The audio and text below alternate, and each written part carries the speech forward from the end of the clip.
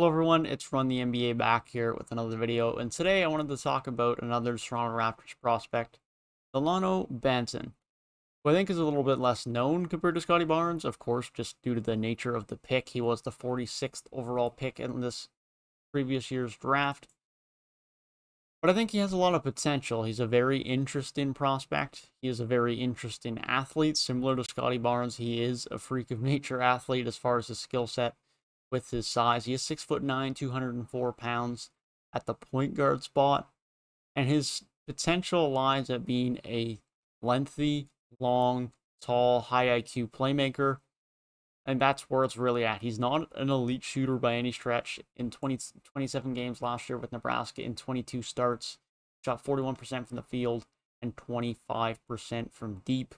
He averaged about 4 assists and a steal. He has a lot of length, has a lot of size to him. And I think Masai Ujiri and this staff really like what they have from him potentially long term from a development piece. We're very happy to get him where they did because they were afraid that if he went back to college again next year, that he really would have shot up people's draft boards. That would have been someone that people would have thought of in a much greater light. We're going to talk a little bit today about Dalano Banton, what I expect from him in the Toronto Raptors organization next season, and what he could potentially be for us long term moving forward.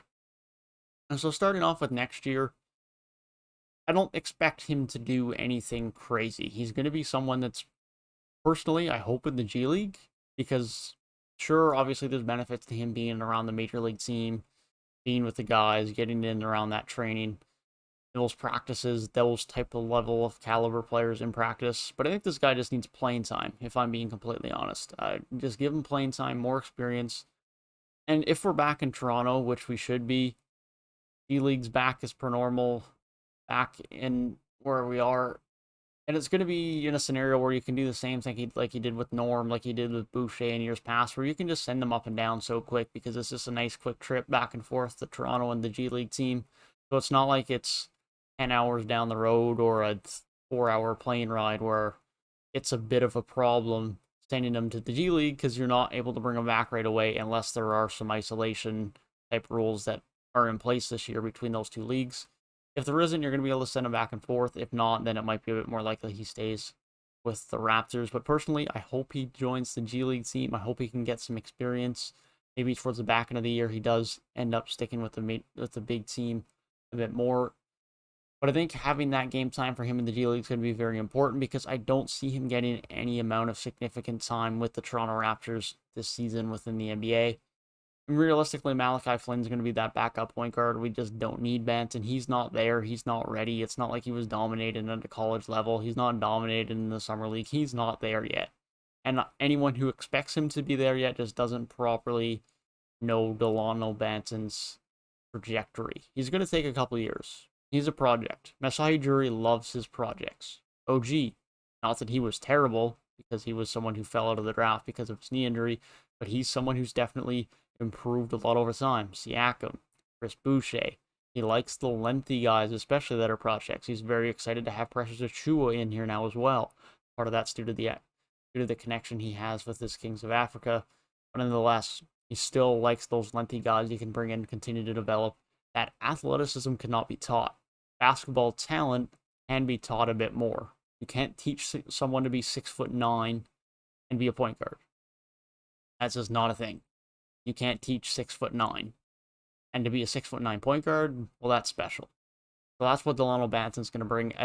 I don't expect him to play a significant role within the Toronto Raptors team in any capacity until year 3 of him being a potential. I think this coming season, 2021-22 season, and the year after that's going to be developmental for him, whether that's G League, whether that's practice and on the bench, whatever that entails. I don't think we're going to see him in a significant role, even off of the bench for us, for a couple of years.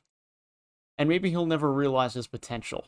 But I think for a 46th overall pick to take a shot on someone who has as much upside as he does, especially in his physical nature, I think there's a lot to like about him. And of course, he's our first Canadian-born pick, which just makes it even better. He's going to want to stay around with the team. There's no doubt about that. And he's still only 21. He does turn 22 in November. And sure, that is not young for a lot of NBA draft prospects, but there's nothing wrong with someone coming into the league and coming into their own at 25 or 26. I mean, if you look at Chris Boucher came into his own at 27, 28.